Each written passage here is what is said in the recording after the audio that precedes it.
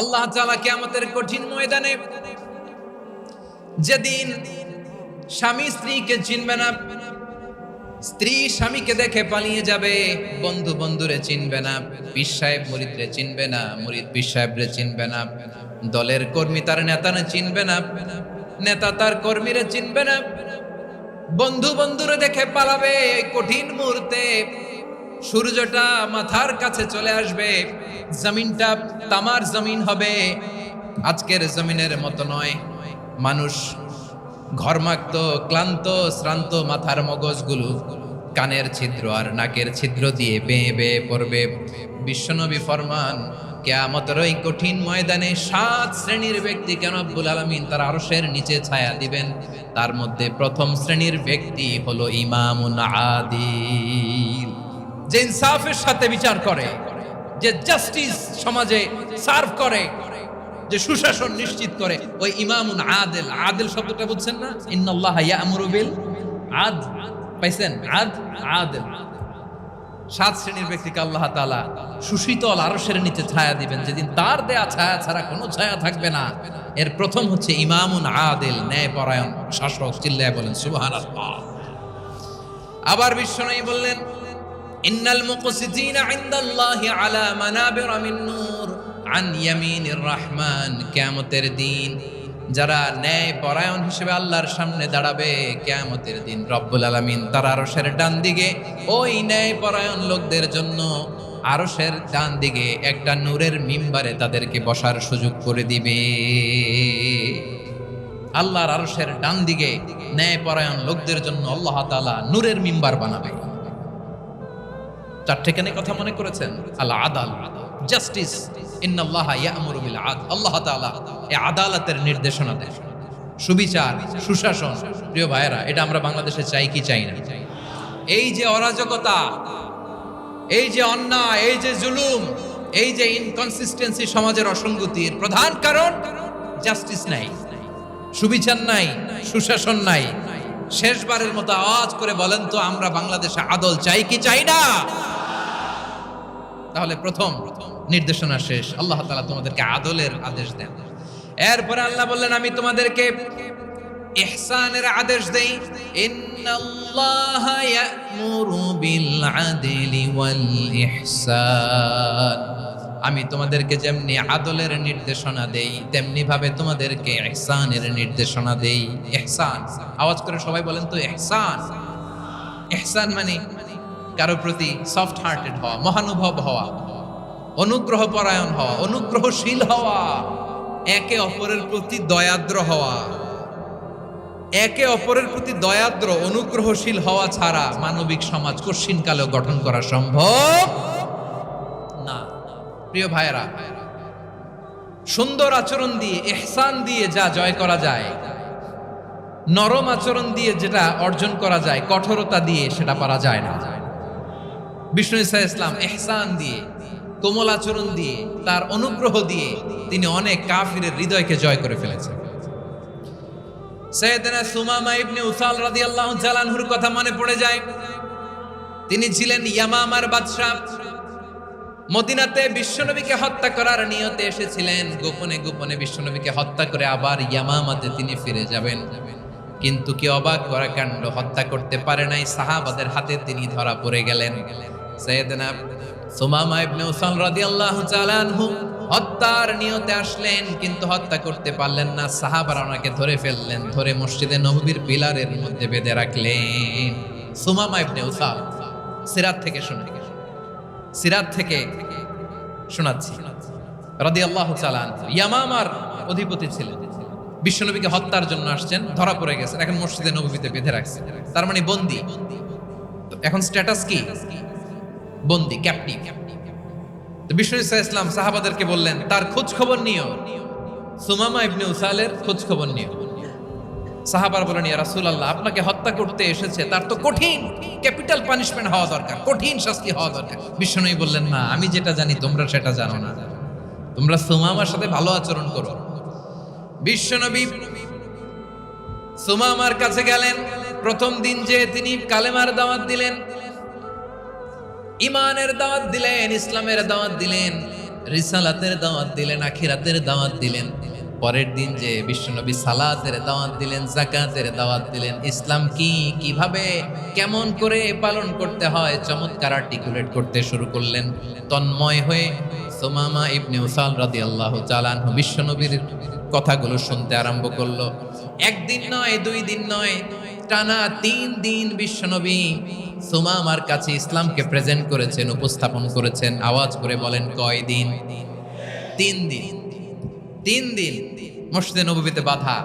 আর সাহাবীদেরকে বললেন, তার খোঁজ খবর নিও, তোমরা যে রুটি বানাও এর মধ্যে সবচেয়ে ভালো আটার রুটিটা তারে দিও, সবচেয়ে রিফাইন্ড খেজুর, যেটা পিওর খেজুর, এটা তারে দিও। আর বিশ্বনবী নিজের উট থেকে দুধ দহন করে ওনার বাড়ির এক কর্মচারীকে বলেছেন, দুধ দহন করে সুমামার জন্য নিয়েছে। সুবহানাল্লাহ পড়বেন না? সবাই তো অবাক, ইয়ামামা থেকে আসছে নবীকে হত্যা করতে, বিশ্বনবী দেখে তারে জামাই আদর করে। একদিন নয়, 2 দিন নয়, টানা 3 দিন বিশ্বনবী এভাবে সুমামার কাছে যেয়ে ইসলামকে প্রেজেন্ট করতে আরম্ভ করলেন, ইসলামকে উপস্থাপন করতে শুরু করলেন। আর তাকে চমৎকার এন্টারটেইনমেন্ট, আপ্যায়ন দিতে আরম্ভ করলেন। টানা 3 দিন যখন ইসলামের দ্য বিউটিজ অফ ইসলাম, ইসলামের সুমহান বাণী, সৌন্দর্য তার কাছে উপস্থাপন শেষ, তাকে আপ্যায়ন শেষ, বিশ্বনবী বললেন সাহাবাদেরকে, যাও এবার সুমামার হাতের পায়ের রশি দুটো খুলে দাও। সাহাবারা তর্ক জুড়ে দিলেন, লা ইয়া রাসূলুল্লাহ, এমনটা করবেন না, তো ভয়ঙ্কর ভয়ঙ্কর খুনি, কি জানি কি হয়ে যায়। বিশ্বনবী বললেন, না, তার হাতে পায়ের রশিগুলো খুলে দাও। সাহাবারা বিশ্বনবীর কথা মতো তার হাতে পায়ের রশিগুলো খুলে দিল। সুমামা মুহূর্তের মধ্যে মসজিদে নববী থেকে বের হয়, ইয়ামামায় ফিরে না যে মসজিদে নববীর পাশে একটা খেজুর বাগান ছিল, সেখানে চলে গেলেন। সেখানে একটা ছোট্ট কুয়া ছিল, কুয়ার পানি দিয়ে তিনি গোসল করলেন। সুবহানাল্লাহ পড়েন। কুয়ার পানি দিয়ে গোসল করে মসজিদে নববীর সামনে এসে বিশ্বনবী এবং সাহাবাদের সামনে দাঁড়িয়ে সাব্বাবা উঁচু করে বললেন, আশহাদু আল্লা ইলাহা ইল্লাল্লাহ ওয়া আশহাদু আন্না মুহাম্মাদান আবদুহু ওয়া রাসূলুহু। আমি সাক্ষ্য দিচ্ছি আল্লাহ ছাড়া কোনো ইলাহ নাই, আর মুহাম্মদ আল্লাহ তাআলার প্রেরিত বান্দা এবং রাসূল। প্রিয় ভাইয়েরা, ইহসান দিয়ে যা জয় করা যায়, কঠোরতা দিয়ে সেটা কঠিনকালেও জয় করা যায় না। আওয়াজ করে বলেন, ঠিক কি না? এবার সুমামা দাঁড়িয়ে বলে, ওগো নবী, আমি তো কালিমা পড়ে মুসলমান হয়ে গেলাম, এবার শোনেন, এই মুহূর্তের আগে আপনার চেহারার চাইতে নিকৃষ্ট কোনো চেহারা আমার কাছে ছিল না, কিন্তু শাহাদা পাঠ করার পরে আপনার চেহারার চাইতে উত্তম শ্রেষ্ঠ কোনো চেহারা আমার কাছে আর নাই। ও নবী, আজকের দিনের আগে ইসলাম ধর্মের চেয়ে নিকৃষ্ট অপছন্দনীয় কোনো ধর্ম আমার কাছে ছিল না, কিন্তু এই মুহূর্ত থেকে ইসলামের চেয়ে সেরা শ্রেষ্ঠ পছন্দনীয় কোনো ধর্ম আমার কাছে নাই। নবী গো, আজকের দিনের আগে মদিনার চাইতে অপছন্দনীয় নিকৃষ্ট কোনো শহর আমার কাছে ছিল না, কিন্তু এই মুহূর্তের পর থেকে মদিনার চাইতে কোনো শ্রেষ্ঠ শহর আমার জানা নাই। সে ছিল গমের বড় ডিলার, গম বেচতো। কি বেচতো? তার গম কিনে মক্কার লোকেরা রুটি খাইতো। সে ঘোষণা দিল, আজকে থেকে মক্কাবাসীদের জন্য সব গম আমি হারাম করে দিলাম, মক্কাবাসী এখন না খেয়ে মরে। সুবহানাল্লাহ পড়বেন না? মক্কাবাসী বিশ্বনবীর কাছে আসলেন, এসে বললেন, মুহাম্মদ, আমরা তো তোমার ভাই, তোমার চাচা, তোমার ভাতিজা, তোমার আত্মীয়, তুমি সুমামারে বলো সে যেন আবার গমের সাপ্লাই মক্কার জন্য অনুমতি দিয়ে দেয়। বিশ্বনবীর অনুমতি ক্রমে সুমামা আবার মক্কাতে গম পাঠাতে শুরু করলো। পড়েন সুবহানাল্লাহ।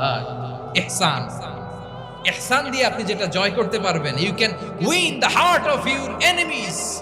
ইহসান দিয়ে আপনি আপনার শত্রুর হৃদয়কে জয় করতে পারবেন। এজন্য আল্লাহ বললেন, ওয়া আনফিকু ফি সাবিলিল্লাহি ওয়া লা তুলকু বিআইদিকুম ইলাত তাহলুকা ওয়া আহসিনু ইন্নাল্লাহা ইউহিব্বুল মুহসিনিন। তোমরা আল্লাহর রাস্তায় দান করবে আর নিজেরা নিজেদেরকে ধ্বংসের হাতে ঠেলে দিও না। তোমরা একে অপরের প্রতি ইহসান করবে, কারণ ইহসানকারীদেরকে আল্লাহ বড় ভালোবাসেন। সুবহানাল্লাহ পড়েন। আবার সূরা রহমানে আল্লাহ বললেন, হাল জাযাউল ইহসানি ইল্লাল ইহসান ফাবিআইয়ি আলা, সবাই পড়েন, ফাবিআইয়ি আলাই রাব্বিকুমা তুকাযযিবান। ইহসানের প্রতিদান হিসেবে ইহসানি হয়। বিশ্বনবী সুমামার প্রতি যেমন ইহসান করেছেন, সুমামাও ঠিক তেমন ইহসান ফিরিয়ে দিয়েছে। ঠিক কিনা বলেন?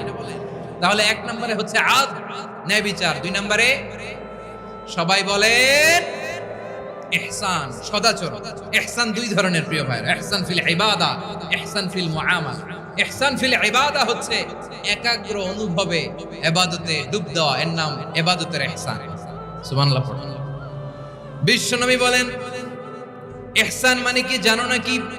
হাদিসে জিবরিলে সাইয়েদনা জিবরিল আলাইহিস সালাম বিশ্বনবীকে বললেন আখবিরনি আনিল ইহসান। নবী আমাদেরকে বলেন ইহসান মানে কি?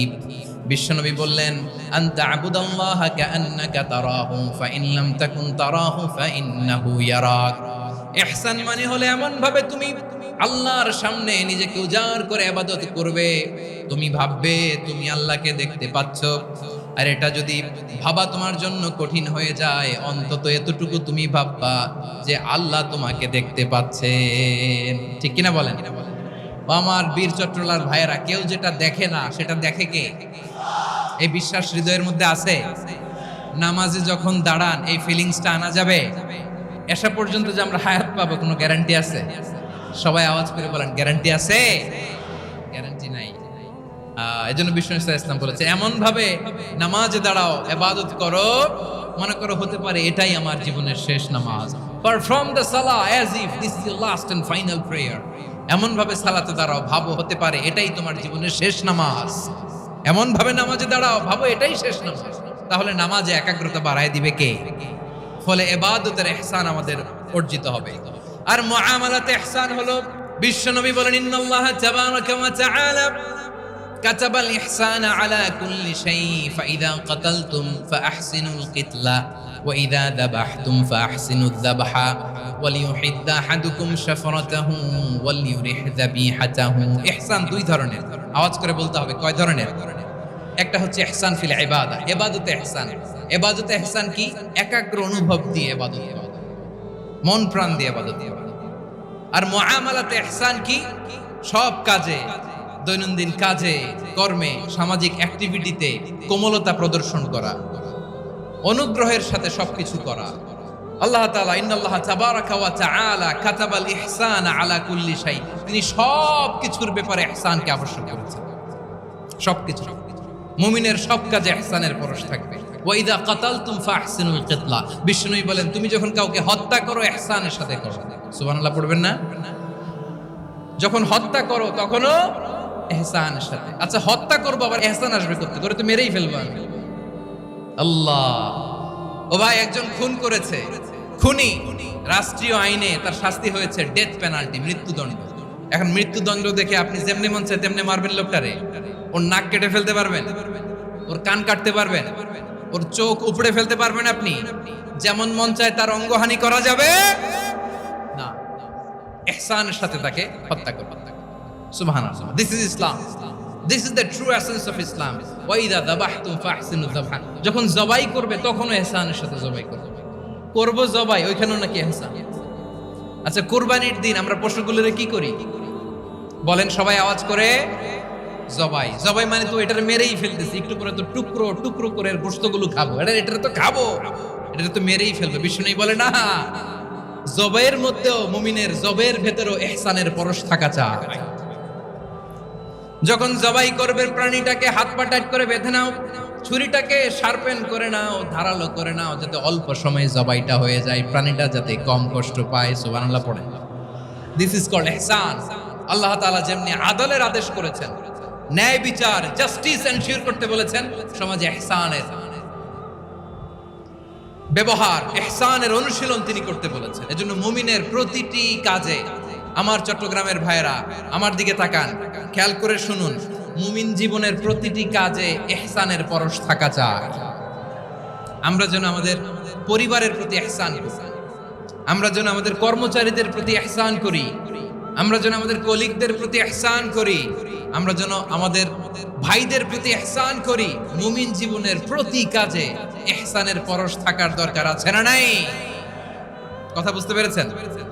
তাহলে আল্লাহ তাআলার 3টা আদেশ ছিল, কয়টা গেল? প্রথমে কি ছিল? আদল। 2 নম্বরে তিন নম্বরে রব্বুল আলামিন বললেন ওয়া ইতা ইদিল কুরবা, নিকট আত্মীয়দেরকে দান করো। নিকট আত্মীয়দেরকে দাও, যারা তোমাদের ব্লাড কানেকশনের আত্মীয় তাদেরকে তোমরা দাও।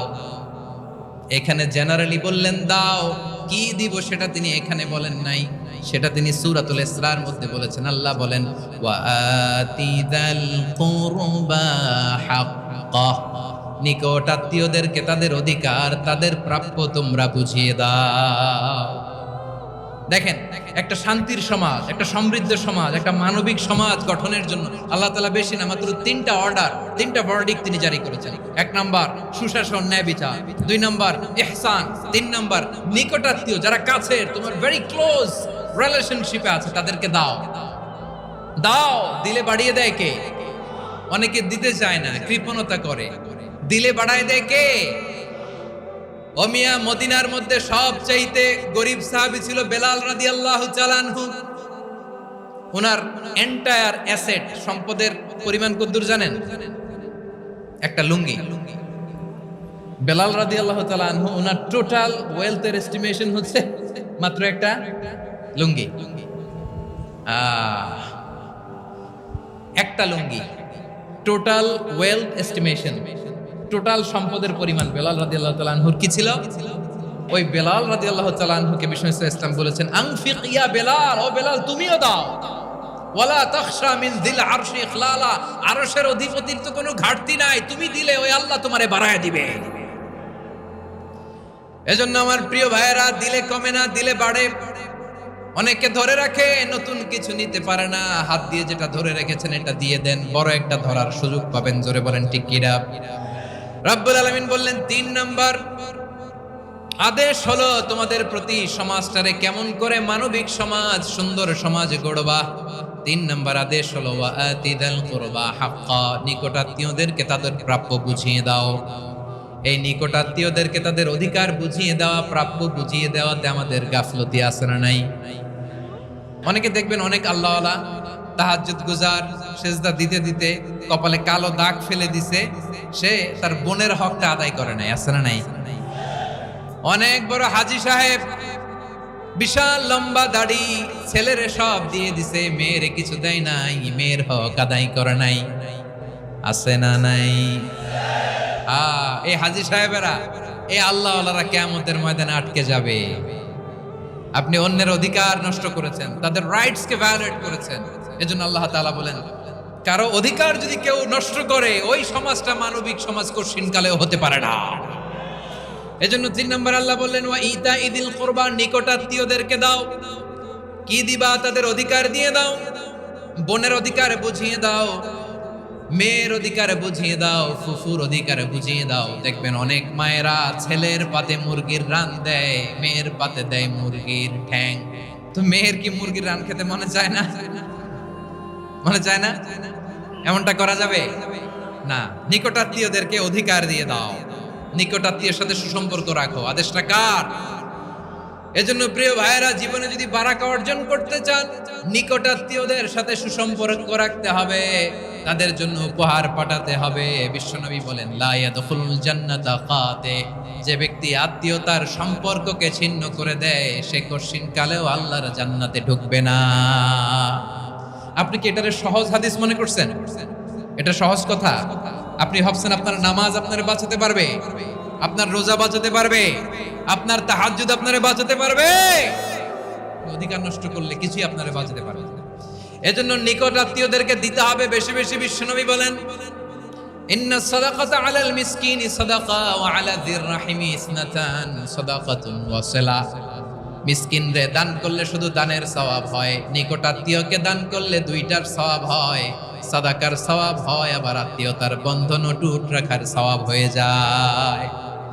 আবার বিশ্বনবী বললেন মান সাররাহু আইয়ুবসাতা লাহু ফি রিজকিহি ওয়া ইনসালাহু ফি আসারিহি ফালইয়াসিল রাহিমা। যে ব্যক্তি তার রিজিকের প্রশস্ততা চায় আর হায়াতে বরকত চায়, সে যেন তার আত্মীয়ের সাথে সুসম্পর্ক রাখে। আমার প্রিয় চট্টলার ভাইয়েরা, আমাদের রিজিক বাড়ুক, এটা আমরা চাই কি চাই না? সবাই চান? হ্যাঁ, আমাদের রিজিকে প্রশস্ততা আসুক, চাই কি চাই না? আমাদের হায়াতে বরকত আসুক, আমরা চাই কি চাই না? এই দুইটা যদি চান তাহলে নিকটাত্মীয়দের সাথে সুসম্পর্ক রাখবেন। পারবেন? তাহলে সমাজটারে মানবিক সমাজ বানায় দিবে কে? তিনটা আদেশ চলে গেল। 1 নম্বরে কি ছিল? 2 নম্বরে, 3 নম্বরে নিকটাত্মীয়দেরকে দান। আল্লাহ তাআলা তিনটা জিনিসের যেমনি আদেশ করেছেন, অনুরূপভাবে তিনটা বিষয় তিনি বারণ করেছেন, নিষেধ করেছেন। ওগুলোর কাছেও যাওয়া যাবে। রাব্বুল আলামিন বলেন, ওয়ায়ানহা আনিল ফাহশাই ওয়াল মুনকারি ওয়াল বাগি। আমি যেমনি তিনটি বিষয়ে আদেশ করলাম, অনুরূপভাবে তিনটি বিষয়ে বারণ করলাম, নিষেধ করলাম। আমার 1 নাম্বার নিষেধাজ্ঞা হলো অশ্লীলতার প্রতি। ফাহশা, ওয়ায়ানহা আনিল ফাহশা, আল্লাহ তাআলা অশ্লীলতাকে নিষেধ করেছেন। কোন জিনিসকে? সবাই বলুন, কোন জিনিসকে? যত ধরনের, যত টাইপের, যত ক্যাটাগরির অশ্লীলতা হতে পারে সব অশ্লীলতাকে হারাম করেছেন কে? ফাহশা মানে কি? কথায়, কাজে, আচরণে, কমেন্ট, ফেসবুকের কমেন্টসে যত ধরনের নোংরামো আছে, যত ধরনের অশ্লীলতা আছে, এটাকে আরবিতে বলে ফাহশা। রাব্বুল আলামিন বলেন, কুল ইন্নামা হারামা রাব্বিয়াল ফাওয়াহিশা মা যাহারা মিনহা ওয়া মা বাতান। ও নবী, আপনি বলে দেন, আমার রব প্রকাশ্য, অপ্রকাশ্য, স্পষ্ট কিংবা অস্পষ্ট, দৃশ্যমান কিংবা অদৃশ্যমান সব অশ্লীলতাকে হারাম করেছেন। সব ধরনের অশ্লীলতা হারাম। আল্লাহ তাআলা আমাদেরকে অশ্লীলতা থেকে বাঁচাও। এবার বলেন, আমাদের সমাজে অশ্লীলতা আছে না নাই? অশ্লীলতা নানা ভাবে, নানা নামে, নানা মোড়কে আমাদের সমাজে আছে না নাই? সংস্কৃতির নামে, ফ্যাশনের নামে, বিনোদনের নামে, উপন্যাসের নামে, কনসার্টের নামে অশ্লীলতা আছে না নাই? আপনি দেখেছেন কনসার্টগুলোর অবস্থা? আমাদের তরুণ তরুণীরা, আমাদের যুবক যুবতীরা, আমাদের জেনজিরা, কি অবস্থা ওইখানে? কনসার্টের নামে অশ্লীলতা আছে না নাই? ছেলে মেয়ে একে অপরকে জড়ায় ধরতেছে, একে অপরকে চুমু খাচ্ছে, প্রকাশ্যে, দিবালোকে, গণমানুষের সামনে। আল্লাহ তাআলা এই অশ্লীলতা থেকে আমাদেরকে বেঁচে থাকতে বলেছেন। রূপালী জগতের নামে অশ্লীলতা আছে না নাই? এই টার্মটা আপনারা জানেন না? রূপালী জগৎ কি জগৎ? আসলে কি রূপালী জগৎ না অন্ধকার জগৎ? আমার বোনেরা, আপনাদেরকে যে কি বলে তারা বুঝায়, রূপালী জগৎ শুনেই আপনি ভরকে যাবেন না। রূপালী জগতে যে নারী যত বেশি উলঙ্গ, সে নাকি তত বেশি সাহসী। জানেন? বলে এটা একটা সাহসী নারী, খুব সাহসী পদক্ষেপ তার। যত বেশি শরীর থেকে কাপড় নামাতে পারবে, যত বেশি বস্ত্রহীন হয়ে নিজেকে প্রেজেন্ট করতে পারবে, সে নাকি তত বেশি সাহসী। আমার চট্টলার ভাইয়েরা, শয়তানের প্রথম এজেন্ডা ছিল বনি আদমকে বস্ত্রহীন করা। সে আদম এবং হাওয়া আলাইহিস সালামকে নিষিদ্ধ গাছের ফল খাইয়ে তাদেরকে বস্ত্রহীন করেছে। এই জামিনেও সে আমাদেরকে বস্ত্রহীন করতে চাইবে। এই রূপালী জগতের নামে তারা এটা করে। আমার প্রিয় বোনেরা, আপনি জানেন না আপনার দাম কত? ওরা আপনাদেরকে বিজ্ঞাপনের সস্তা পণ্য বানাতে চায়। ওরা আপনাদেরকে ওদের ভোগের লিপসার টুলস বানাতে চায়। ওরা আপনাদেরকে দিয়ে ওদের খায়েশ পূরণ করতে চায়। এটা আপনাদের জন্য মোটেও ডিগনিটি নয়, এটা আপনাদের জন্য সম্মান নয়। আপনার সম্মান শালীনতায়, আপনার সম্মান হেজাবে, আপনার সম্মান ভদ্রতায়, আপনার সম্মান আপনার ডিসেন্ট পোশাকে। পোশাক বলে দেয় এই নারীটা ভদ্র না অভদ্র। পোশাক বলে দেয় এই মেয়েটা কোন ঘরের মেয়ে। আপনি জানেন না, আপনারা সস্তা পণ্য বানায়, ভোগের পণ্য, বিলবোর্ডে আপনাকে উলঙ্গ করে উপস্থাপন করে। এই অশ্লীলতার সাথে ইসলামের কোনো সম্পর্ক। এজন্য আল্লাহ বলেন, আমি অশ্লীলতাকে হারাম করেছি। অশ্লীলতাকে হারাম করার প্রথম কারণ হলো এর মাধ্যমে মানবতাকে অপমানিত করা হয়। কারণ মানুষের সম্মান মানুষের পোশাকে।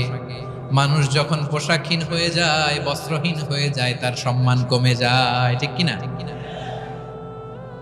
অশ্লীলতাকে হারাম করার প্রথম কারণ হচ্ছে মানুষ মানুষকে অপমান করে। একটা নারী, সে তো সম্মানিত। নারী যে কত সম্মানিত, নারীর এটা বুঝেই নাই।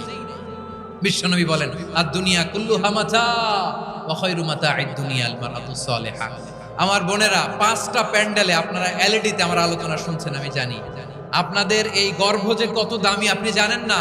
আপনার পেট থেকেই আসবে আগামী দিনের সালাহুদ্দিন আল আইয়ুবী। আপনার পেট থেকেই আসবে অনাগত দিনের ইমাম মাহদী আল মুনতাযর। আপনার পেট থেকেই আসবে অনাগত দিনের ফয়সাল, ওয়াসিম, মুগ্ধ, আবু সাইদের মতো বীর যোদ্ধা। আমার প্রিয় বোনেরা, আমার প্রিয় বোনেরা, বিশ্বনবীর কথার ওজন খেয়াল করেন। আর দুনিয়া কুল্লুহা মাতা ওয়া খায়রু মাতা'আদ দুনিয়া আল মারআতুস সালিহা। দুনিয়ার সবকিছুই অ্যাসেট, এর মধ্যে সবচেয়ে দামি অ্যাসেট নেককার নারী। আপনার গর্ভ যে কত দামি আপনি জানেন না। নিজের সময়টাকে কাজে লাগান, কোরআন পড়েন, সুন্নাহ পড়েন। আপনার অনেক দায়িত্ব ঘরে। You are the MD of your family. একটা family it's a very big institution. পরিবার একটা অনেক বড় প্রতিষ্ঠান। And you are the MD of your institution. আপনি এই পরিবারের MD, managing director of your family. এখানে আপনার কত দায়িত্ব। আপনি ছেলে মেয়েদেরকে তারবিয়া করবেন। আপনি আপনার স্বামীর জন্য ঘরটারে জান্নাতের নীর বানাবেন। আপনার জন্য জান্নাতের ডুপ্লেক্স বাড়ি ওইখানে তৈরি করে রাখবে কে? আপনি যে কত দামি আপনি জানেন না। নারীদেরকে আল্লাহ বানিয়েছেন উচ্চতর করে, নিম্নতর নয়। নারীদেরকে ছোট্ট জিনিস দিলে এটারে বড় করে দেয়। নারীদেরকে ভ্রূণ দিলে, শুক্রাণু দিলে নারী এটারে বাচ্চা হিসেবে উপহার দেয়, ঠিক কিনা? বিয়ের মাধ্যমে স্বামী যখন তার শুক্রাণু তার স্ত্রীকে উপহার দেয়, স্ত্রী রিটার্নে কি উপহার দেয়? ফুল ফর্ম বেবি, মানব সন্তান। দেখছেন, আপনি দিলেন একটুকুনি, দিছে বিশাল। আপনি যদি নারীকে বাজার এনে দেন, নারী এটাকে সুস্বাদু খাবারে রূপান্তর করে দেয়। আপনি তাকে একটা মুচকি হাসি দিয়ে দেন, সে তার কলিজা দিয়ে দেয়। কিন্তু যদি আপনি তার মনে কষ্ট দেন, সে আপনার জীবনকে জাহান্নাম বানায়া দেয়। নারীর মন বুঝতে পারলে নেয়ামত, বুঝতে না পারলে কিয়ামত। আমার প্রিয় বোনেরা, আপনি যে কত দামি আপনি জানেন না। অনেক দামি আপনি। আপনাদেরকে যেন ভোগের সস্তা পণ্য বানাতে না পারে, আপনাদেরকে সচেতন থাকতে হবে। তাহলে কেন আল্লাহ তাআলা এই ফাহশা, অশ্লীলতাকে হারাম করলেন? 1 নাম্বার, এতে হিউম্যান ডিগনিটি কমে। 2 নাম্বার, এতে মানুষের অধিকার নষ্ট হয়। আপনি বিয়ে করেছেন, এরে পরকিয়া করেন, ওর সাথে এরকম আছে না নাই? স্ত্রীর অধিকার নষ্ট করেছেন। আপনি বিবাহ সম্পর্কে আবদ্ধ হয়েছেন তার সাথে, আপনি পরকিয়া করেন ওই ছেলের সাথে, আপনি আপনার হাজবেন্ডের সাথে বিট্রে করেছেন। এজন্য আল্লাহ অশ্লীলতাকে হারাম করেছেন। অশ্লীলতাকে হারাম করার আরেকটা কারণ হচ্ছে আল্লাহ তাআলা এই হিউম্যান জেনারেশনকে এটাকে প্রিজার্ভ করতে চায়। হিফজুন নাসল, এটা মাকাসিদুশ শরিয়ার অনেক গুরুত্বপূর্ণ একটা মাকাসিদ, অনেক গুরুত্বপূর্ণ। আপনার নাসল, আপনার জেনারেশনকে সংরক্ষণ করা। এই যে আসতেছে ফেব্রুয়ারি, কত ফেব্রুয়ারি জানো? এটা কি বিশ্ব ভালোবাসা দিবস? হ্যাঁ, কি দিবস? এই বিশ্ব ভালোবাসা দিবসের সাথে মুসলমানদের কোনো সম্পর্ক নাই। আমার প্রিয় ভাইরা, এই যে আপনি অবৈধ সম্পর্কে জড়ালেন, কেন আল্লাহ অশ্লীলতাকে হারাম করেছে দেখেন। বলতেছিলাম যে এটা আপনার নাসল, আপনার জেনারেশন, আপনার লিনিয়েজ, আপনার বংশকে প্রিজার্ভ করা। কে কার বাবা, কে কার মা, বাবা মা জানা, প্রজন্মকে প্রিজার্ভ করা, এটা ইসলাম ওয়াজিব করে দিয়েছে। এই যে অবৈধ সম্পর্কের কারণে, বিশ্ব বেহায়া দিবসের কারণে, এগুলোর আউটকাম, আউটপুট হিসেবে মাঝে মাঝে এই ঢাকা মেডিকেলের ডাস্টবিনে নবজাতকের বাচ্চার কান্নার আওয়াজ শুনতে পাওয়া যায়।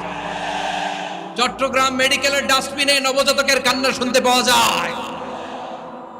বীর চট্টলার মুসলমানেরা বুঝতে পারলে আওয়াজ করে বলেন, এই যে চট্টগ্রাম মেডিকেলে যে নবজাতকটা পাওয়া গেল, ওর বাবাকে আমাকে বলেন, ওর মাকে, ও কোন ফ্যামিলির সন্তান কেউ জানে? আপনি হিউম্যান ডিগনিটিকে অপমান করেছেন না? আপনি তার ভবিষ্যৎকে অন্ধকার করেছেন না? আপনি তার লিনিয়েজকে প্রশ্নবিদ্ধ করে দিয়েছেন না? এই জন্য আল্লাহ তাআলা অশ্লীলতাকে আমাদের জন্য হারাম করে দিয়েছেন। পড়েন সুবহানাল্লাহ। এই জন্য রাব্বুল আলামিন বলেন, কুল ইন্নামা হারামা রাব্বিয়াল ফাওয়াহিশা মা যাহারা মিনহা ওয়া মা বাতান। প্রকাশ্য অপ্রকাশ্য সব অশ্লীলতাকে হারাম ঘোষণা করে দিয়েছে কে? আবার দুনিয়ার বুকে যারা অশ্লীলতার প্রসার করে তাদের জন্য শাস্তি মজুদ রেখেছে কে? রাব্বুল আলামিন বলেন, ইন্নাল্লাযীনা يحبون أن تشيع الفاحشة في الذين آمنوا لهم عذاب أليم في الدنيا والآخرة والله يعلم وأنتم لا تعلمون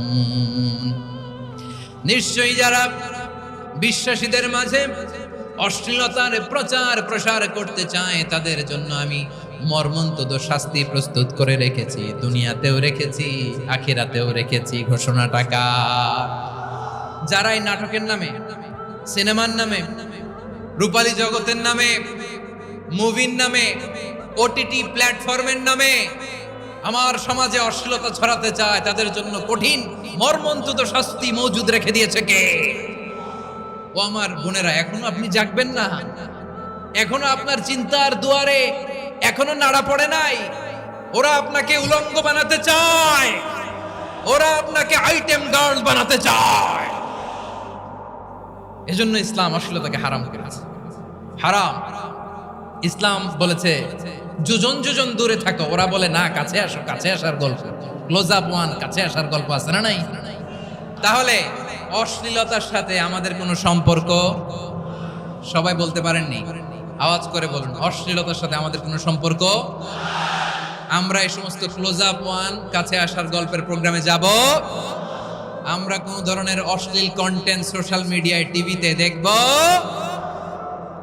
কি যুগ যে আমরা কাটাচ্ছি আপনি কল্পনা করতে পারবেন না। পর্ন ইন্ডাস্ট্রি, নারী পুরুষের বস্ত্রহীন যুগল দৃশ্য, এটাকে দিয়ে ওরা কোটি ডলারের ইন্ডাস্ট্রি বানিয়েছে। পুরো মানব ইতিহাসে এরকম জঘন্য সময় মানব ইতিহাস পার করে নাই। পর্ন এটা ইন্ডাস্ট্রি হয়ে গেছে।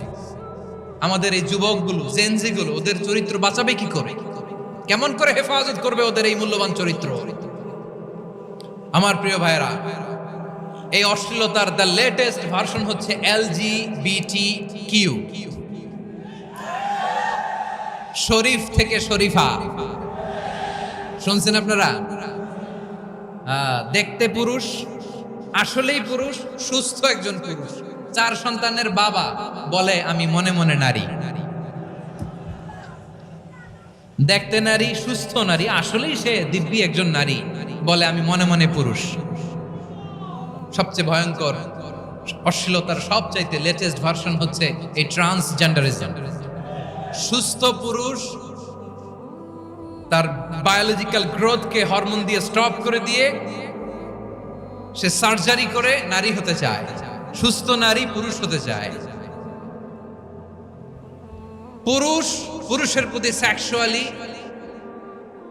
আকর্ষণ বোধ করে। এটা লূত আলাইহিস সালামের কওমের মধ্যে ছিল। এটাকে আল্লাহ কোরআনে ফাহিশা বলেছেন। ওয়ালুতান ইয قال لقومه أتأتون الفاحشة ما سبقكم بها من أحد من العالمين। লূত আলাইহিস সালাম বললেন, তোমরা কি এমন এক অশ্লীল কার্যক্রমে ডুব দিলে নাকি যেটা গোটা বিশ্বের কেউ কখনো করে নাই? তোমরাই প্রথম করেছো। পড়েন নাউযুবিল্লাহ।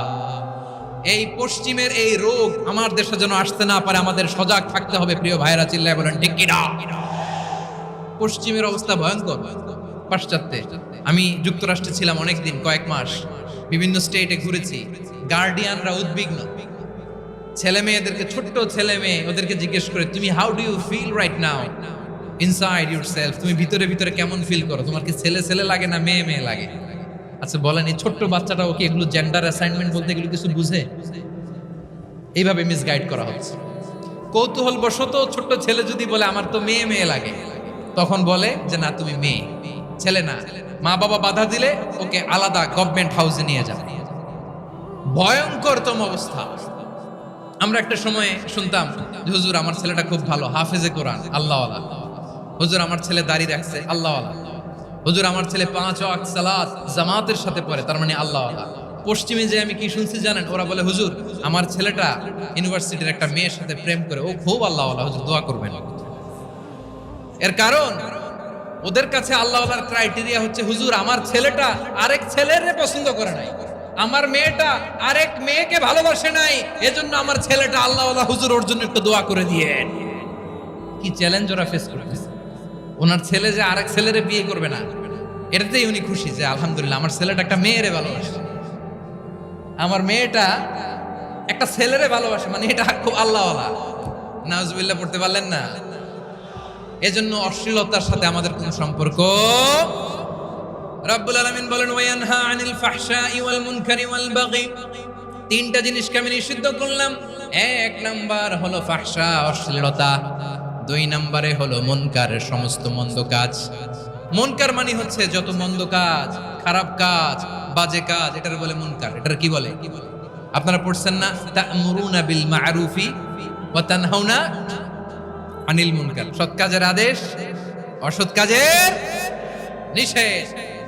মুনকার, মুনকার হচ্ছে মানুষের স্বাভাবিক বিবেকবোধ যেটাকে খারাপ বলে, ওইটাই মুনকার। পৃথিবীর সব আসমানি গ্রন্থ যেটাকে খারাপ বলেছে, মানুষের স্বাভাবিক বিবেকবোধ যেটাকে খারাপ বলেছে, এগুলো সব মুনকার। যেমন ইফতিজিং, এটা কি ভালো না খারাপ? মজুদদারি, খাদ্যে ভেজাল দেওয়া, ওজনে কম দেওয়া, মাছে ফরমালিন মিশানো, চাঁদাবাজি, টেন্ডারবাজি, দখলবাজি, এগুলো আমাদের স্বাভাবিক বিবেকেই বলে এগুলো খারাপ, এগুলো হচ্ছে মুনকার। আল্লাহ তাআলা এই মুনকার থেকে আমাদেরকে বেঁচে থাকতে বলেন। আর শয়তান এই মুনকারের প্রতি আমাদেরকে উদ্বুদ্ধ করে। আল্লাহ তাআলা বললেন, ইয়া আইয়ুহাল্লাযীনা আমানু লা তাত্তাবিউ খুতুওয়াতিশ শাইতান ওয়া মান ইয়াত্তাবি' খুতুওয়াতিশ শাইতানি ফাইন্নাহু ইয়া'মুরু বিল ফাহশাই ওয়াল মুনকার। আল্লাহ বললেন, আমার গোলামেরা শোনো শোনো, ও আমার বিশ্বাসী বান্দারা খবরদার, তোমরা কশিনকালেও শয়তানের পদাঙ্ক অনুসরণ করবে না, কারণ শয়তান তোমাদেরকে অশ্লীলতা এবং মন্দ কাজের দিকে উদ্বুদ্ধ করে। আমাদের কাজ হচ্ছে শয়তান আমাদেরকে যেদিকে নিতে চায় আমরা তার উল্টা দিকে যাব। শয়তান এই মন্দ কাজকে আমাদের কাছে বিউটিফাই করে, চাকচিক্যময় করে আমাদের সামনে উপস্থাপন করে। এজন্য আল্লাহ বলেন মুনকারকে থামাতে হবে, মুনকার প্রতিরোধ করতে হবে। মুনকার প্রতিরোধের দায়িত্ব শুধু আমাদের নাকি? শুধু আপনার খতিব সাহেবের, ইমাম সাহেবের, নাকি মুসলিম উম্মার সবার? আওয়াজ করে বলুন, মুনকার অসৎ কাজ প্রতিরোধের দায়িত্ব কার? রাব্বুল আলামিন বলেন, কুনতুম খায়রা উম্মাতিন উখরিজাত লিন-নাসি তা'মুরুনা বিল মা'রুফি ওয়া তানহাউনা আনিল মুনকার। তোমাদেরকে শ্রেষ্ঠ জাতি করে জমিনের মধ্যে আবির্ভূত করা হয়েছে, যাতে করে তোমরা জমিনের ভেতরে সৎ কাজের আদেশ করতে পারো আর অসৎ কাজের নিষেধ করতে পারো। উম্মাহ, কুনতুম খায়রা, তাহলে গোটা উম্মার দায়িত্ব, এটা বুঝতে পারছেন তো? আচ্ছা, আরো নিচে আসেন। এরপরে আল্লাহ বললেন, শুধু উম্মাহ না, এই জমিনের রাজত্ব আমি যাদের হাতে দেই, এই জমিনের মালিক আমি যাদেরকে বানিয়ে দেই, যাদেরকে আমি সরকারের দায়িত্ব দেই, তাদেরকেও মুনকার প্রতিরোধের দায়িত্ব দিয়েছে কে?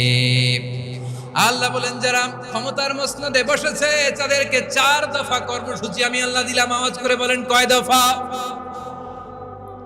আল্লাহ বলেন, আল্লাযীনা ইম্মাক্কান্নাহুম ফিল আরদি আকামুস সালাতা ওয়া আতাউজ যাকাতা ওয়া আমারু বিল মা'রুফি ওয়া নাহাউ আনিল মুনকার ওয়ালিল্লাহি আকিবাতুল উমুর।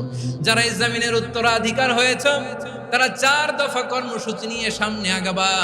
সালাত কায়েম করবা, যাকাত আদায় করবা, সৎ কাজের আদেশ দিবা, অসৎ কাজ থেকে মুনকার প্রতিরোধ করবা। আদেশটা কার? আমার প্রিয় চট্টলার ভাইরা, পুরো উম্মার দায়িত্ব মুনকার প্রতিরোধ করা, সরকার প্রধানের দায়িত্ব মুনকার প্রতিরোধ করা। এরপর আল্লাহ বলেন, প্রতিটা ফ্যামিলির যিনি প্রধান, সিইও, বাবা, প্রত্যেক বাবারও দায়িত্ব এই মুনকার প্রতিরোধ করা। আওয়াজ করে বলেন ঠিক কি না? যেমনটি সাইয়েদনা লুকমান আলাইহিস সালাম ওনার কলিজার টুকরা সন্তানকে আদেশ করেছেন, ইয়া বুনাইয়া আকিমিস সালাতা ওয়া'মুর বিল মা'রুফি ওয়ানহা আনিল মুনকার। পড়েন সুবহানাল্লাহ। বাবা ছেলেকে সবক দিচ্ছে, লুকমান আলাইহিস সালাম ছেলেকে বলতেছে, ওরে আমার কলিজার টুকরা সন্তান, ওরে আমার বাছা, নামাজ কায়েম করবা, সৎ কাজের আদেশ দিবা, আর মুনকার প্রতিরোধ করবা, অসৎ কাজ, সমাজ থেকে খারাপ কাজকে ঝেঁটে বিদায় করে দিবা। তাহলে দেখেন আমি স্টেপ বাই স্টেপ নামলাম। পুরা উম্মার দায়িত্ব, জমিনের উত্তরাধিকারী আল্লাহ যাদেরকে বানিয়েছেন সরকার, তাদের দায়িত্ব, প্রতিটি ফ্যামিলির প্রধানের দায়িত্ব। এরপরে বিশ্বনবী বলেন সচেতন প্রতিটি মুসলিমের দায়িত্ব সমাজ থেকে মুনকারকে উৎখাত করা। বিশ্বনবী বলেছেন মান রাআ মিনকুম মুনকারান ফালিয়ুগাইয়িরহু বিয়াদিহি ফাইন লাম ইয়াস্তাতি ফাবিলিসানিহি ওয়া ইন লাম ইয়াস্তাতি ফাবিকলবিহি ওয়া যালিকা আযআফুল ঈমান। সমাজে যে মুনকার দেখবে, খারাপ কাজ দেখবে, সেজন্য হাত দিয়ে সেটাকে থামায়। আমার প্রিয় ভাইরা, না থামালে আমরাই ডুববো শেষমেশ। আমাদের বাঁচার জন্য হলেও থামাইতে হবে। রব্বুল আলামিন বলেন ওয়াত্তাকু ফিতনাতাল লা তুসিবান্নাল্লাযীনা যালামু মিনকুম খাসসা। ও আমার গোলামেরা, ওই আযাবকে ভয় করো যে আযাব যখন আমি জমিনের বুকে পাঠাই শুধু জালেমদেরকেই মারি না, আলেমদেরকেও মারি। আযাব যখন আসে তখন শুধু জালিমই মরে, আলেমও মরে। জানেন মুসা আলাইহিস সালামের পায়ে একবার একটা লাল পিঁপড়া, তো উনি রেগে মেগে পাশি দেখে লাল পিঁপড়ার বাসা, পা দিয়ে ডলে মুছে সবগুলো পিঁপড়া মেরে ফেলছে। এই ঘটনাটা আল্লাহ ঘটিয়েছেন এজন্য মুসা আলাইহিস সালাম ছিলেন কালিমুল্লাহ, সরাসরি আল্লাহর সাথে কথা বলতেন। তিনি আল্লাহকে জিজ্ঞেস করেছিলেন, আল্লাহ তুমি যখন কোনো জনপদে আযাব পাঠাও, শাস্তি দাও, ওখানকার শুধু জালেমরাই তো মরে না, ভালো মানুষগুলাও মরে, তো আযাব দিবা মুশরিকদের উপর দিবা, অবাধ্যদের উপর দিবা, ভালো মানুষগুলোরে মারো কেন? আল্লাহ বললেন মুসা, তোমার যে কামড় দিছিল পায়ের মধ্যে পিঁপড়া, কয়টা পিঁপড়া?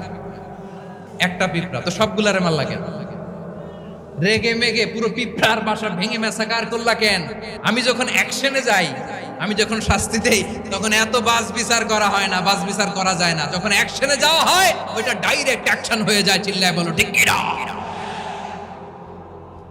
এজন্য আমাদের বাঁচার জন্য হলেও এই পাপ থামাতে হবে, এই শয়তানের অট্টহাসি থামাতে হবে, অন্যায় অপরাধ সমাজ থেকে আমাদের থামাতে হবে। কারণ আযাব আসলে ওরাও মরবে, আমরাও মরব। একটা জাহাজ 2 তলা, আপনি আছেন 2য় তলায়। নিচের তলার কিছু লোক জাহাজের তলা ছিদ্র করতে আরম্ভ করছে। কি ছিদ্র করতেছে? আচ্ছা, জাহাজের তলা ছিদ্র করলে তলা দিয়ে কি ঢুকে? এখন আপনি যদি বলেন আমার কি, আমি তো 2 তলায়, আমি তো ভালো আছি, ওরা ছিদ্র করে ওরা মরবে। আসলে কি শুধু ওরা মরবে? তলা দিয়ে যখন পানি ঢুকবে, জাহাজ ডুবলে আপনিও মরবেন। এজন্য নিজে মরার আগে ওই পাগলগুলোর নিচতলায় যে থামাতে হবে। চিল্লায় বলেন ঠিক কিনা? এজন্য আল্লাহ বললেন মুনকার প্রতিরোধের দায়িত্ব সমাজের টপ টু বটম সবার। এজন্য মুনকার প্রতিরোধ করার দরকার আছে না নাই? সমাজে এই যে ইফটিজিং হয়, আপনার বোনের বয়সী একটা মেয়েকে কিছু বখাটে টিটকারি করে, এই বলে সেই বলে, নোংরা কথা বলে, রাস্তায় দেখেও আপনি পাশ দিয়ে না দেখার মতো চলে যান কেন? আপনি দাঁড়ান না কেন? আপনি দাঁড়ালেই তো থেমে যাবে, কারণ সত্যের যে শক্তি তার সামনে মিথ্যা মুখ থুবড়ে পড়ে। আপনার সামনে ও কিছুই না, নাথিং। আপনি দাঁড়ান, ওকে প্রশ্ন করেন যে আমার বোনকে তুমি ডিস্টার্ব করো কেন? আপনাকে দেখে আরো 5 জন দাঁড়াবে, 5 জনকে দেখে আরো 10 জন দাঁড়াবে। আমাদের নীরবতা আর আমাদের নিশ্চুপ থাকাই জালিমদেরকে আরো শক্তিশালী জালিম বানিয়েছে। এজন্য মুনকার প্রতিরোধের দায়িত্ব আমাদের সবার।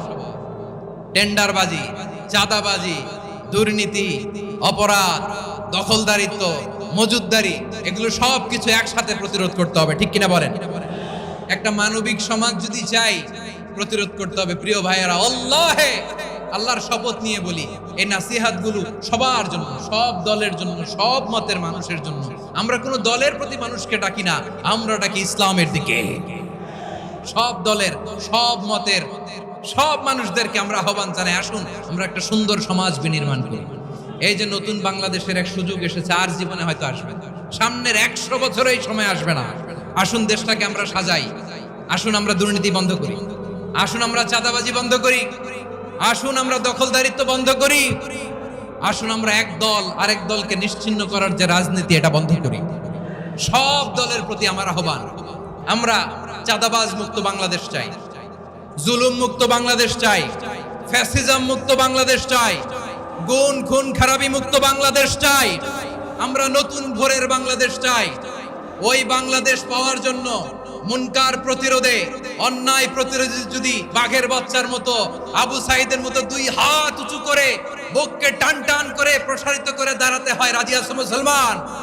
রাব্বুল আলামিন বলেন ওয়ায়ানহা আনিল ফাহশাই ওয়াল মুনকারি ওয়াল বাগি ইয়াইদুকুম লাআল্লাকুম তাযাক্কারুন। আল্লাহ বললেন আমি অশ্লীলতাকে নিষেধ করি, আমি সব ধরনের মন্দ কাজকে নিষিদ্ধ করি, সব শেষে আমি সীমা লঙ্ঘনকে তোমাদের জন্য নিষিদ্ধ করি। নিষিদ্ধ করেছেন কয়টা জিনিস? 1 নম্বরে অশ্লীলতা, 2 নম্বরে মুনকার তথা সব মন্দ কাজ, 3 নম্বরে আল বাগি সীমা লঙ্ঘন, ক্রসিং দ্য লিমিট। সীমা লঙ্ঘন করা ভালো না। We all should know our limits. চিল্লায় বলেন ঠিক কিনা? একই আয়াতে আল্লাহ বললেন কুল ইন্নামা حرم ربي الفواحش ما ظهر منها وما بطن والإثم والبغي بغير الحق। অন্যায় ভাবে যে অবাধ্য হয়, যে সীমা লঙ্ঘন করে, তাদেরকেও আমি এটা হারাম করে দিলাম। সীমা লঙ্ঘন করা হারাম। আল্লাহ বারবার বারবার আমাদেরকে ওয়ার্নিং দেয়। যখন আমরা থামি না তখন আল্লাহ ধরে, আর যখন ধরে তখন ছাড়ে না। ধরে ধরে ধরে না, ধরলে আল্লাহ। ফেরাউনকে কিন্তু হুট করে ধরে নাই, আপনারা জানেন 9 বার ওয়ার্নিং দিয়েছে। ফেরাউনকে আল্লাহ তাআলা ওয়ার্নিং দিয়েছিল কয়বার? রাব্বুল আলামিন বলেন ওয়ালাকাদ আতাইনা মূসা 9 আয়াতিন বাইয়িনাত। 9টা মুআজিজা দেখিয়েছি, 1 2 3 বারবার এইভাবে রিমাইন্ডার, ওইভাবে রিমাইন্ডার, এইভাবে নসিহত, ওইভাবে দাওয়া। ফাকুলা লাহু কাওলান লাইয়িনা, নরম করে বলো, সফট করে বলো, যত ওয়ে হতে পারে দাওয়া মেথডোলজি। মুসা আলাইহিস সালামের সব অ্যাপ্লাই শেষ, 10ম বারে যে আল্লাহ ধরছে। 10ম বারে যে ধরেছে। এজন্য আল্লাহ বলেন আমি সীমা লঙ্ঘনকে পছন্দ করি না। কোরআনের অন্য আয়াতে বাগীকে বলা হয়েছে আল ইতিদা। সীমা লঙ্ঘন যারা করে তাদেরকে আল্লাহ বলেছেন মুতাদিন। وقاتلوا في سبيل الله الذين يقاتلونكم ولا تعتدوا إن الله لا يحب المعتدين। আমি সীমা লঙ্ঘনকারীদেরকে কোশ্চেন কালেও পছন্দ করি না। আমরা যেন সীমা লঙ্ঘন না করি, রাজি আছেন তো? যে কোনো ক্ষেত্রে ইবাদতে যেন সীমা লঙ্ঘন না করি। অনেকে আমরা ইবাদতে সীমা লঙ্ঘন করে ফেলি। বিশ্বনবী সাল্লাল্লাহু আলাইহি ওয়াসাল্লাম যেটা শিখিয়েছেন এর বাইরে যে অতিরিক্ত বুজুর্গ হতে চায়, এরকম আছে না নাই? কোন ক্ষেত্রেই সীমা লঙ্ঘন করা যাবে, এমনকি যুদ্ধ ক্ষেত্রেও না। বিশ্বনবী সাল্লাল্লাহু আলাইহি ওয়াসাল্লাম বলেন খবরদার যুদ্ধ ক্ষেত্রেও সীমা লঙ্ঘন করো না। কি সুন্দর ইসলাম আমরা পেয়েছি। বিশ্বনবী বলেন খবরদার যুদ্ধের ময়দানে কোনো নারীর গায়ে হাত তোলো না, কোনো শিশুর গায়ে হাত তোলো না, কোনো গবাদি পশু হত্যা করো না, কোনো শস্য ক্ষেত্র ধ্বংস করো না, ইবাদতরত অন্য ধর্মের কোনো সন্ন্যাসীর গায়ে হাত তোলো না। বলেন সুবহানাল্লাহ। তাহলে আমরা সীমা লঙ্ঘন করতে পারবো? প্রিয় ভাইরা, একটা সুখী, সমৃদ্ধ, শান্তির সমাজ, মানবিক সমাজ যদি আমরা গঠন করতে চাই, আমাদের আল্লাহর দেয়া কয়টা আদেশ মানতে হবে বলেন দেখি? আর বেঁচে থাকতে হবে কয়টা জিনিস থেকে? আল্লাহর আদেশ কি? 1 নাম্বার আদাল, ন্যায়পরায়ণতা। আমরা সুবিচার, সুশাসন, ন্যায় বিচার চাই কি চাই না? 2 নম্বরে কি ছিল? মাশাআল্লাহ, আমরা যেন সবার প্রতি দয়া পরবশ হই, ইহসান করি। 3 নম্বরে কি ছিল? নিকটাত্মীয়দের দান করা, তাদের অধিকার প্রাপ্য বুঝিয়ে দেওয়া। পাশাপাশি 3টা জিনিস থেকে আল্লাহ বারণ করেছেন, নিষেধ করেছেন। তার প্রথমটা ফাহশা, অশ্লীলতা। অশ্লীলতার সাথে আমাদের কোনো সম্পর্ক। 2 নম্বর নিষেধাজ্ঞা কি ছিল? আল মুনকার, সমাজের যত মন্দ কাজ এগুলোকে আমরা প্রতিরোধ করব। রাজি আছেন তো সবাই? 3 নম্বরে আল বাগী, সীমালঙ্ঘন। কোন মুসলিম সীমালঙ্ঘন করে না। রাব্বুল আলামিন শেষে বললেন ইয়াইদুকুম লাআল্লাকুম তাযাক্কারুন। আল্লাহ তোমাদেরকে উপদেশ দেন যাতে তোমরা শিক্ষা গ্রহণ করো। আমরা উপদেশ দেব, আমরা জোর করে কাউরে কিছু মানাতে চাই না। লা ইকরাহা ফিদ্দিন ওয়া যাক্কির ফাইন্না যিকরা তানফাউল মুমিনিন। উপদেশ দিলে এটা মুমিনদের কাজে দেয়। লাস্তা আলাইহিম বিমুসাইতির ইন্নামা আনতা মুযাক্কির। নবী হে, আপনি রিমাইন্ডার দাতা, আপনি উপদেশ দিবেন। আমরাও বিশ্বনবীর এই হাদিসগুলো থেকে, কোরআনের আয়াত থেকে রিমাইন্ডার, এই কথামালা বাণী বাহক হিসেবে এই বাণীগুলো আপনাদের সাথে কাছে পৌঁছে দিলাম। আমরা আল্লাহ তাআলার কাছে প্রার্থনা করি, আল্লাহ আমরা যেন আদল দিয়ে আমাদের সমাজকে গঠন করতে পারি। আল্লাহ আমরা যেন ইহসান করতে পারি। আমরা যেন নিকটাত্মীয়দের দান করতে পারি। আল্লাহ যত ধরনের অশ্লীলতা, অনাচার, মন্দ কাজ, সীমালঙ্ঘন, অবাধ্যতা থেকে যেন আমরা বেঁচে থাকতে পারি। আল্লাহ তাআলা আমাদের সবাইকে কথাগুলো বুঝার ও আমল করার তৌফিক দান করুক।